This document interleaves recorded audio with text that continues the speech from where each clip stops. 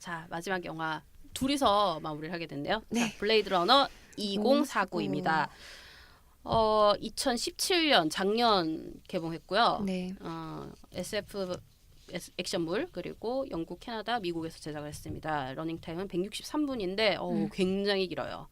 진짜 길었어요. 네, 그리고 네. 국내 개봉은 2017년 10월 12일에 개봉을 했는데 제 기억이 나는 게 이 영화 예고편을 보고 극장에서 보고 싶다. 아이맥스 개봉을 한다는데 아이맥스에서 보고 싶다라고 생각을 했는데 이때 여행을 가는 바람에 그렇게 해서 못 못 보셨군요. 보고 돌아왔더니 토르가 걸려 있더군요. 토르도 아. 참 막바지에 봐가지고 그래서 저는 저도 이거 광고를 보고 이거 괜찮겠다라고 생각했는데 그냥 조금 바쁘다 보니까 지나간 거예요. 이게 그렇게 흥행에 성공하지는 못해서.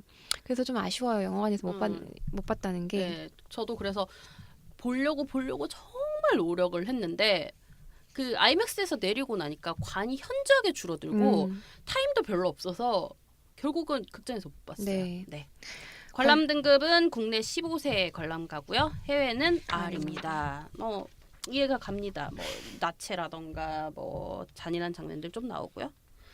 감독은 드니 빌레브, 각본 햄톤 팽커, 네, 각본과 각색을 했고 원작자는 필립 K. 딕이라는 네. 사람입니다. 블레이드 러너의 원작자인 거죠? 네. 네. 그리고 제작에는 뭐 다른 분들은 별로 모르실 것 같고요. 아니군요. 제작은 다 모르실 거예요. 다 모르시고요. 기획에 리들리 스콧 감독이 들어가 있습니다. 나머지 분들도 다 모르실 거예요. 촬영은 로저 디킨스, 음향, 음악을 짚고 가야겠네요. 벤자민 월피쉬라는 음악 감독과 한스 지머가 함께했습니다. 더들님이 좋아하시는 한스 지머가 이 시대 최고의 영화 음악 감독인 한스 네. 지머 옹이 함께하셨고요. 득효 그리고 편집은 조 월커가 했습니다. 주연 배우는 라이언 고슬링 K 이 영화의 진 주인공이고요. 해리슨 포드 이전작에서 주연을 맡았던 배우 릭 데커드 역할 그대로 나옵니다. 그리고 아나 디 아르마스 이분 되게 예쁘던데 매력 있어요. 네. 네. 모든 사람들이 다 호평하는 배우 이 영화에서 너무 예쁘게 나와요. 네, 조이 역으로 나왔네요. K의 애인 역할을 하는 홀로그램으로 된 그런 애인 역할을 하는 AI라고 볼 수 AI 있죠. 의 그런 역할이고요. 실비아 헥스 러브 역할, 자레드 레토 월레스 박사 역할이고요. 데이브 바티스타 초창기에 나와가지고 K에게 죽임을 당하는 그런 역할로 나왔고요.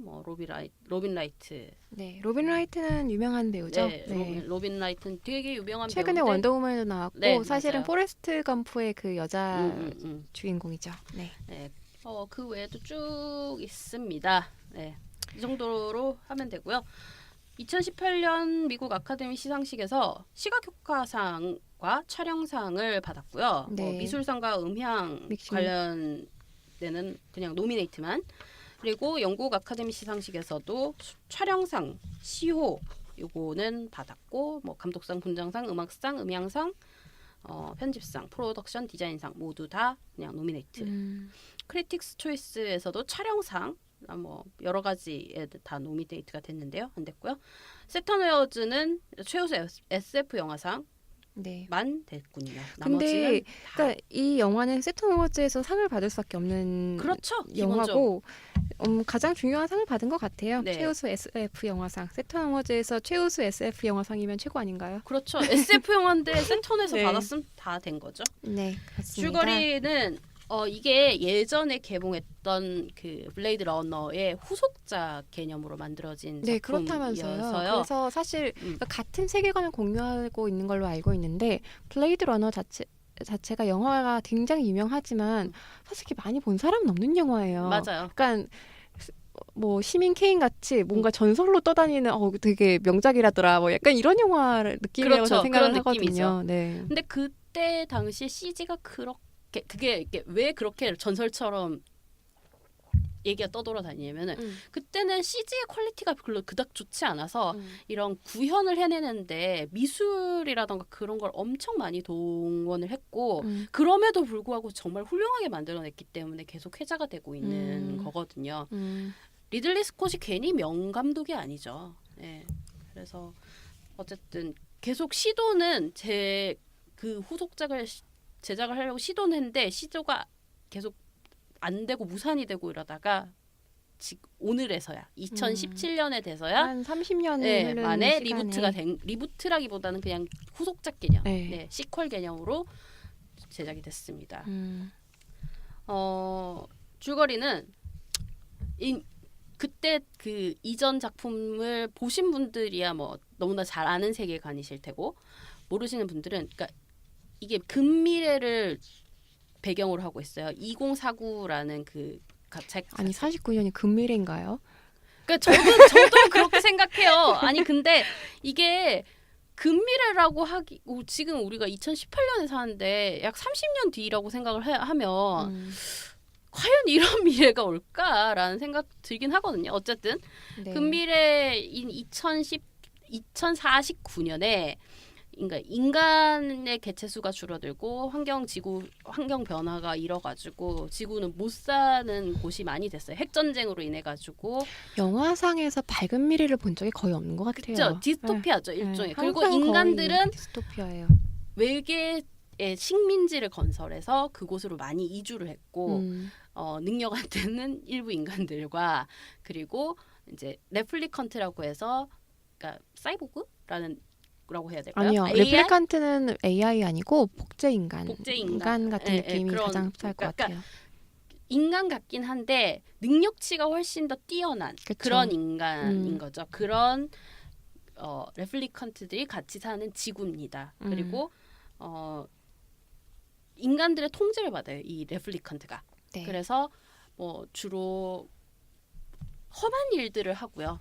예, 굉장히 인간이 할 수 없는 일들을 많이 하는 편이고 그래서 약간 노예처럼 부려져요. 네. 예, 그런 상황에서 이제 인간의 통제를 벗어나서 이제 도망간 레플리컨트들을 잡는 경찰 같은 역할을 하는 사람들을 블레이드 러너라고 그렇죠. 부르는데요. 네. 그러니까 같은 레플리칸트를 잡아 죽이는 그러니까 역할인 거예요. 그러니까 일종을 따지고 보면은 비유를 하자면은 일제 순사 같은 느낌이에요. 그렇죠. 그렇네요. 네. 네. 동족을 배신한 사람들을 그러니까 반대의 개념이긴 하죠. 네. 어쨌든. 하지만 사실은 인간이 아닌 거죠. 네, 그렇죠. 네. 라이언 고슬링이 분한 K도 이런 블레이드 러너입니다. 네. 그리고 임무 도중에 이 도망간 레플리컨트였던 데이비 바티스타가 사는 집을 방문을 하게 되는데 거기서 우연히 30년 전에 여자 레플리컨트가 출산을 하게 됐다라는 그걸 알게 돼요. 그래서 사실은 근데 그 이전에는 이 레플리컨트들이 출산의 기능이 없었어요. 근데 그것만으로도 출산을 했다는 것만으로도 굉장히 센세이션한 일이고 굉장히 쇼크 받을 일인데 이제 그 로빈 라이트죠. 네. 그 상사는 레플리컨트는 인간과 비교했을 때 다른 게 그런 부분인데 이게 알려지면 이 시스템 자체 붕괴될 거야. 그러니까 이걸 어떻게든 무마를 해야 돼라고 하는 사람이 있고 그리고 월레스라고 해서 이제 자레드 레토가 연기한 그 박사의 경우는 이대로는 지구가 멸망할 게 뻔하고 그렇기 때문에 이 지구를 어떻게든 지탱을 하기 위해서는 레플리컨트들이 더 많아져야 되는데 이 레플리컨트들이 자생적으로 이렇게 번식을 하게 되면 이게 기하급수적으로 확 늘어날 거니까 이 번식 기능 자체가 생길 수 있다라는 그 가능성을 계속 보고 싶고 하고 그걸로 인해 가지고 그 연구에 계속 집착을 하고 있는데 이거를 어떻게든 그 기능을 하려면은 이 출산한 레플리컨트를 찾아가지고 해부를 하던가 연구를 해야 되는데 그거를 하기 위해서 이 라이언 고슬링을 보내는 거죠. 라이언 고슬링 그 와중에 자기가 이 출산된 레플리컨트가 아닌가라는 의심을 하게 되면서 자기 자신이 이 레플리컨트들을 구원할 그 더 원이라고 생각을 하는 거죠. 그래서 이제 그거에 있어서 역으로 추적을 해가는 과정에 그 이전에 나왔던 전작에서의 주인공이었던 해리슨 포드를 만나게 되고 그가 이제 자기 아버지가 아닌가라고 생각을 하고 그 와중에 이제 또 해리슨 포드가 또 잡혀가고 그러면서 반전으로서 영화가 끝이 맺는 이렇게 마무리해도 될까요? 우리는 이 방송은요. 네. 스포일러를 엄청 많이 포함할 수밖에 없어요. 그쵸. 예, 그냥 할게요. 개봉작도 그럼. 아니고. 그럼 할게요.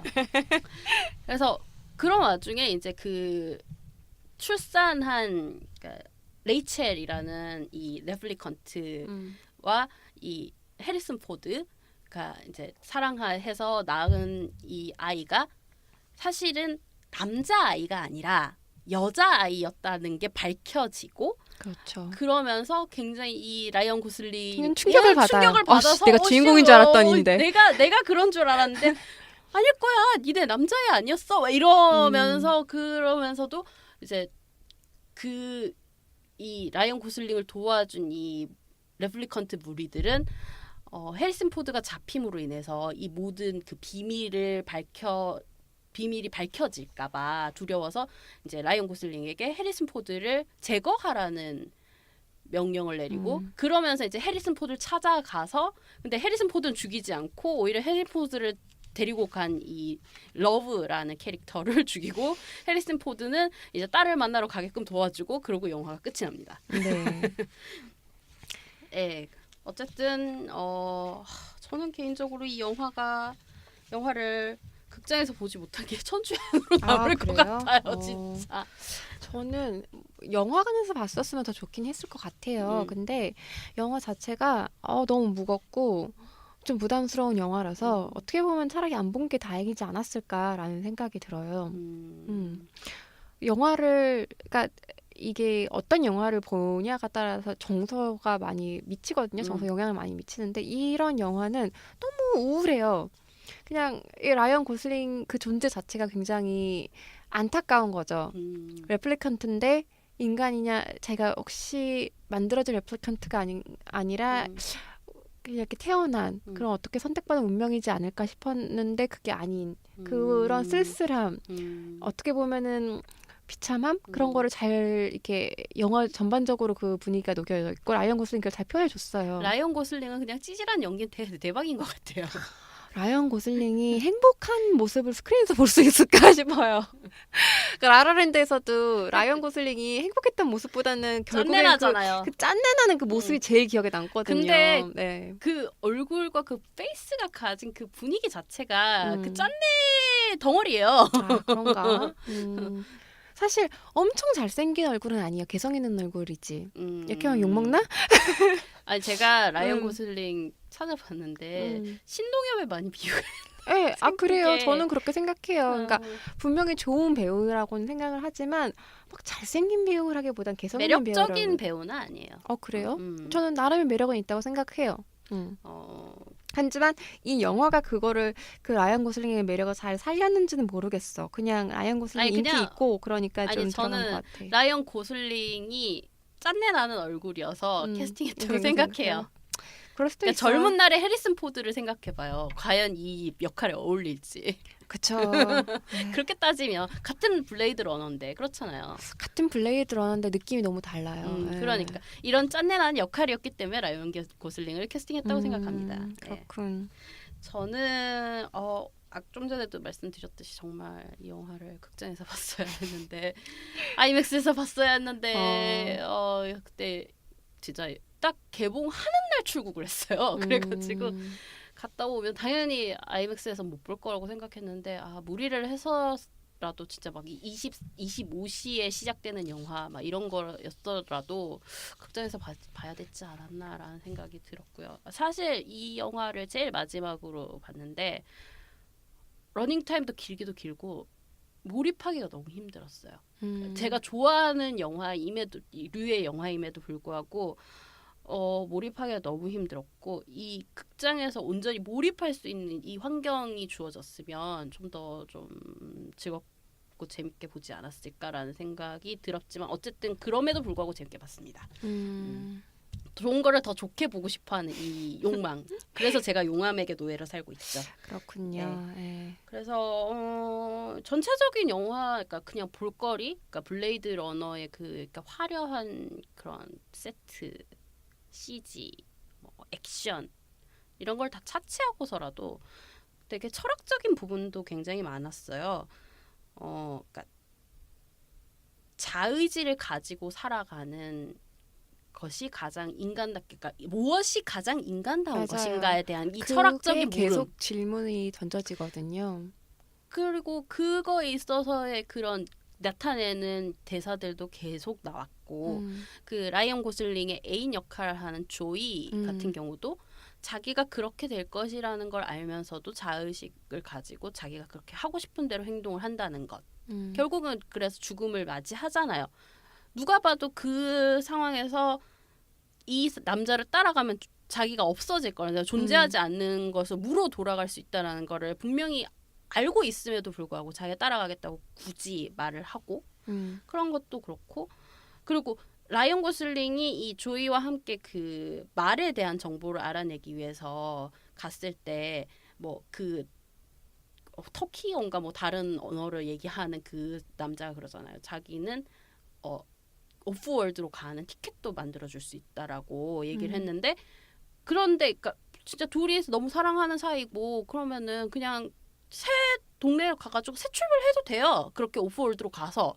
그럼에도 불구하고 이 라이언 고슬링, 그러니까 나의 기원, 내가 어떻게 시작이 되었나, 그러니까 그거에 대한 그 물음 때문에 그 행복한 미래가 있을 수 있음에도 불구하고 포기하고 과거를 쫓아서 해리슨 포드를 찾아감으로 인해 가지고 결국 비참하게 죽음을 맞이하는 것까지도 그런 면에서 굉장히 시사하는 바가 컸다고 생각하고요. 러브라는 캐릭터도 마찬가지죠. 러브라는 캐릭터도 되게 감정적이에요. 이 레플리컨트라고 하기에는 굉장히 감정적이야. 눈물도 흘리고 그 노예 같은 기계 같은 그거에서 그 네일도 받고 막 이런 거 보면은 약간 그녀도 약간 인간의 흉내를 내는 인간 같은 느낌이 나는데, 결국은 그 라이언 고슬링, 그러니까 인간이고자 했던 그 존재, 그리고 해리슨 포드, 레플링컨트지만 인간처럼 아이를 만들어낸 남자와 대척함으로 인해서 그러니까 자의지를 가지고 살아가는 가는 레플리컨트라는 존재와 반대되는 입장에서 그것을 가지고 있는 자와 가지고 있지 않은 자의 극명한 그 엔딩으로 인해서 그걸 보여주는 그런 것도 되게 좋았고요. 네, 굉장히 좋아하는 류의, 그러니까 생각할 거리가 많은, 그럼에도 볼거리와 들을거리와 이런 게 모두 다 충족된 그런 영화였어요. 그렇군요. 네. 저는 이 영화로, 그러니까 이 블레이드 러너 세계관은 굉장히 충실히 구축을 했다고 생각은 하고요. 그냥 전체적인 분위기가 굉장히 씁쓸했어요. 굉장히 씁쓸하고, 조이 같은 경우에 그러니까 K와 같이 사랑을 나누는 존재잖아요. 그러니까 그조차도 누군가의 도움을 받아야 하는. 네, 근데 사실은 사랑을 쟤네들끼리 해도 되나 이런 생각도 중간중간에 들기도 하고, 프로그램이니까 프로그램이 사실은 불과하니까. 그러고 조이가 종료된 뒤에도, 저는 이제 죽는다는 말보다 정확히는 어떻게 보면 종료가 된 뒤에도 조이랑 똑같이 생긴 얼굴이 이렇게 K를 반기는 모습이 굉장히, 그 장면이 조금 슬펐어요. 똑같은 얼굴을 갖고 있는데 쟤는 나를 모르는 애인 거잖아요. 그냥 저는 이 영화는 참 SF물인데, 어라이벌 같은 경우에는 그냥 그런 이야기의 구조, 뭐 그런 메시지 이런 게 떠오르고, 이 블레이드 2049 같은 경우에는 그냥 짠내 나는 영화라고 스토리에 기억이 되네요. 닥빙하신 것 같은데. 그냥 좀 캐릭터에 좀 몰입이 하게 됐어요. 그러고 이것도 마찬가지로 어떻게 보면은, 그러니까 그 시카리오는 영화 내에서 주인공이 바뀌었지만, 이거 같은 경우에는 그 K가 끝까지 주인공이긴 했어요. 영화 그렇죠? 내에서는. 하지만 이 세계관에서는 K는 주인공이 아니었던 거죠. 그게 그 주인공이라는 게 그 딸이라는 거지. 그게 되게 참, 그것도 어떻게 보면 반전이었죠. 보통 이런 영화는, 그렇죠. 주인공이 히어로가 끝까지 히어로가 되는 건데, 그렇지. 이거는 주인공이, 이 영화 속의 주인공이 이 전체 이야기의 주인공이 아니었다는, 그러니까 그런 따지고 영화죠. 보면 이런 거죠. 매트릭스를 예로 들자면 네오가 더 원이 되면 이 영화는 아니지. 네오가 아니라 모피어스가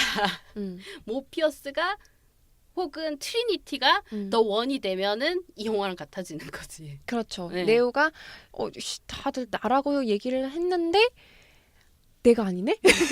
이렇게 되는 거지.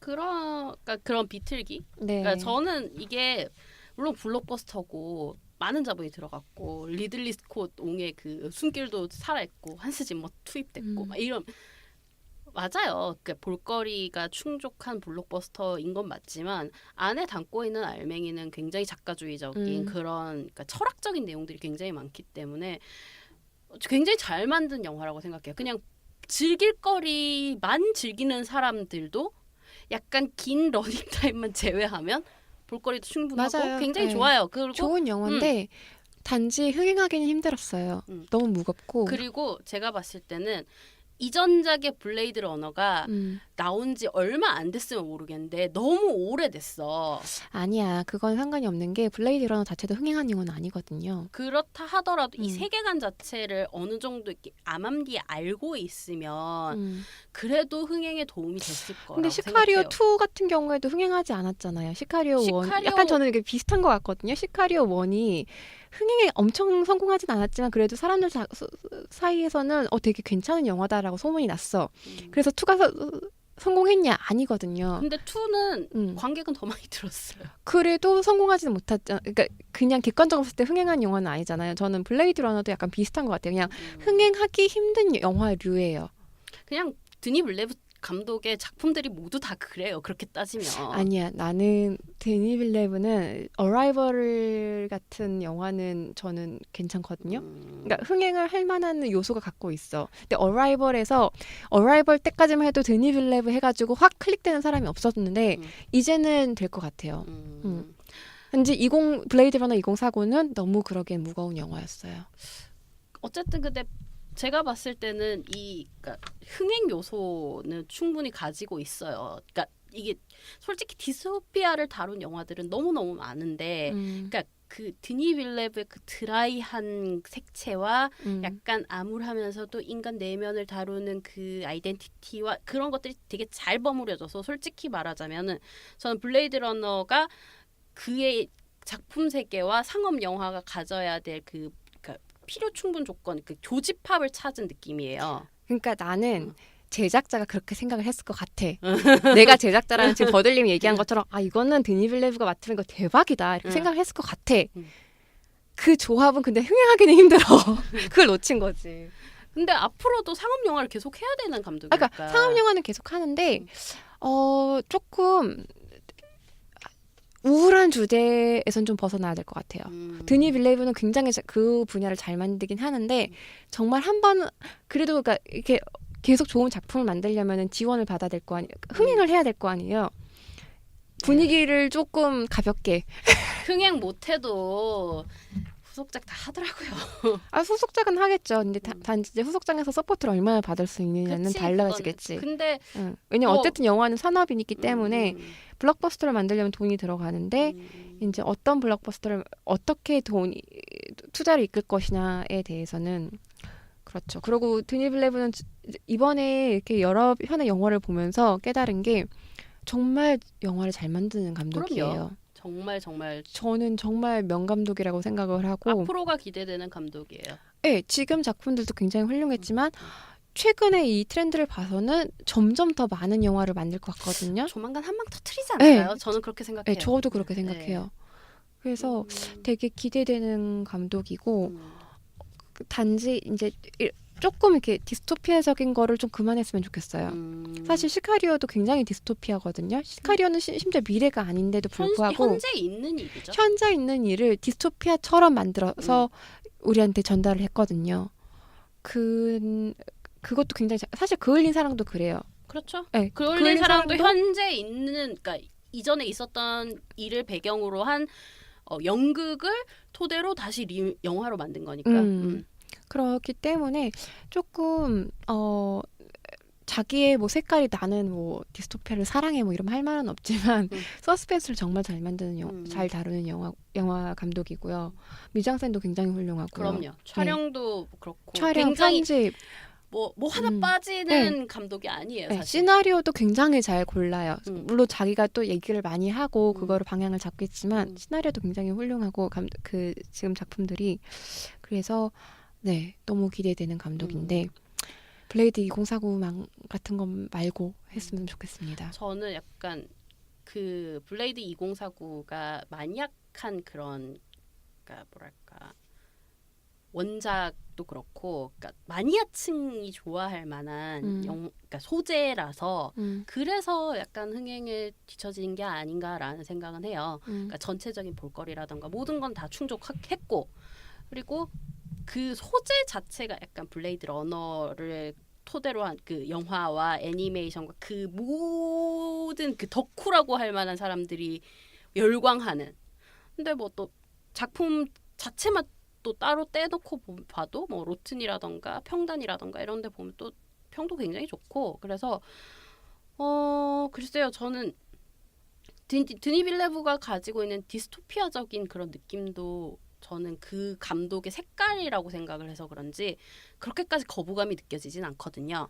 그래서 그냥 거부감이 안 느껴져도 영화를 보고 나서 난 좀 그만 힘들었으면 좋겠어. 그러니까 그게 우리가 5편을 연달아 봤기 때문에 힘들었다고 저는 생각을 해요. 그냥 개별적으로 만약에 이 영화를 5편을 뭐 몇 달에 걸쳐서 혹은 뭐 1년 동안 봤다면 그렇게까지 힘들지 않았을 거라고 생각해요. 저도 이제 블레이드 러너 계속 끊어봤던 이유 중에 하나가 그 이전에 4편의 작품 봤던 거 또 보고 하면서 이 두뇌를 너무 많이 써서 좀 약간 번아웃된 부분도 분명히 있었고 물론 이 러닝타임 긴 것도 있었지만 작품들이 다 드라이하고 계속 이게 우리가 계속 서스펜스 얘기를 했잖아요. 드니 빌레브 서스펜스를 너무 잘한다라는 얘기를 했던 것처럼 전체적 두뇌도 그렇고 모든 몸이 세포 하나가 다 긴장을 하고 있다가 마지막에 이 영화를 딱 보니까 너무 지쳐버린 거야. 그래서 이게 이 디스토피아적인 느낌도 사실 저도 그렇게 막 좋아 이건 아니었어요. 하지만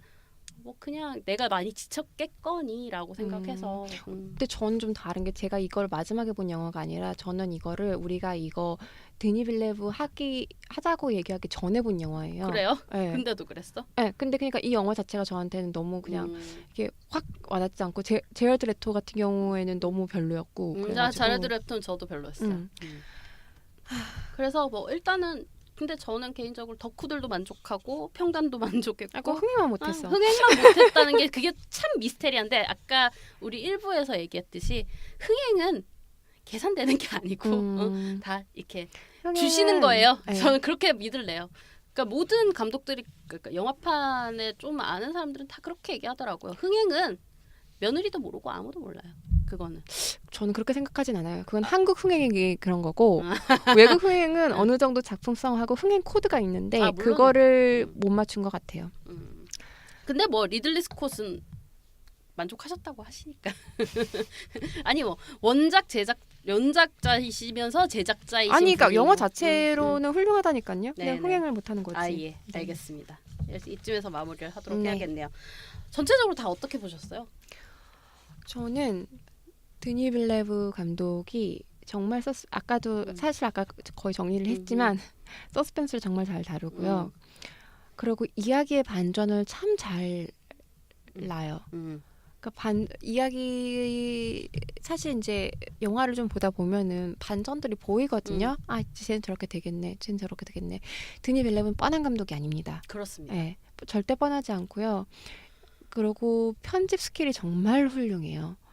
촬영도 뭐. 네, 촬영 편집 이런 게 너무 해서 사실 에너미 빼고는 저는 영화들 다 괜찮게 봤어요. 그리고 에너미는 진짜 너무 조금 막 나가는 감이 있었는데 그럼에도 불구하고 전체적으로는 다 정말 굉장히 좋은 감독이라고 이번에 알게 된 거죠.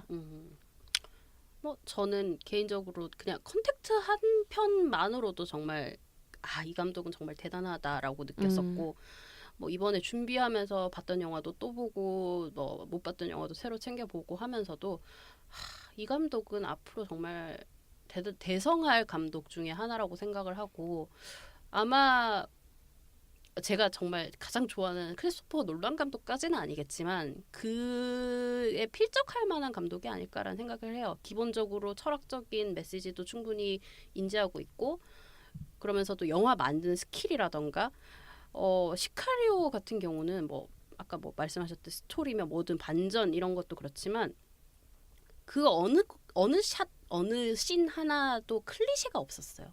뻔하지 않아. 그래서 그러니까 보통 이제 영화를 계속 보다 보면은 어느 정도 보시면 아시겠지만 이건 어디선가 봤던 영화인 것 같고 이건 어디서 오마주한 것 같고 이거는 어디서 따온 것 같고 이런 느낌이 드는데 전혀 그런 게 없는 감독이어서 정말 창작자로서는 굉장히 높은 그레이드의 분이 아닐까라는 생각도 들고요.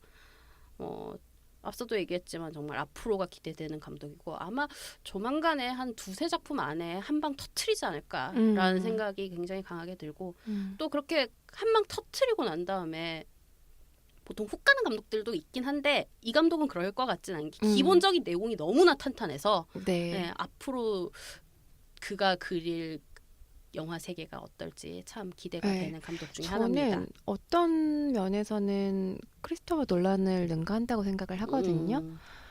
근데 레벨을 조금 낮췄으면 좋겠어요. 그러니까 작가주의적 아까 제가 블레이드 러너 2049 하면서 말씀드린 게 뭐냐면은 그러니까 자기 작가주의적 색채를 조금 더 낮추면은 정말로 스타 감독이 되고 흥행 감독이 될 것 같은 느낌이 드는 거예요. 그 타협점을 잘 찾아야겠죠. 네. 스튜디오가 그거에 있어서 상업 영화를 만들게끔 하는 스튜디오가 상업적인 색깔도 잘 끌어나가면서 이제 감독의 그러니까 이게 믹싱 레벨이 어떠냐에 따라서 맞아요. 다를 것 같은데 네, 근데 최근 필모들을 보면은 그래도 이게 점점 찾고 있는 것 같아요. 찾고 있는 거고 조만간에 곧 찾을 것 같은 느낌이 들기 때문에 네, 저는 굉장히 내년인가에 듄이 개봉을 한대요. 그러니까요. 그래서 그거부터 그것도, 우선 되게 기대가 돼요. 네. 듄은 꼭 챙겨볼 것 같습니다. 네. 앞으로 계속 기대되는 감독이고 생각보다 필모가 그렇게 많지 않은데 나이가 많으시더라고요. 그래서 좀 놀랍고 그렇습니다. 네. 그래요. 오늘 이렇게 해서 드니 빌레브 감독의 5편 네, 정리를 해보도록 하겠습니다.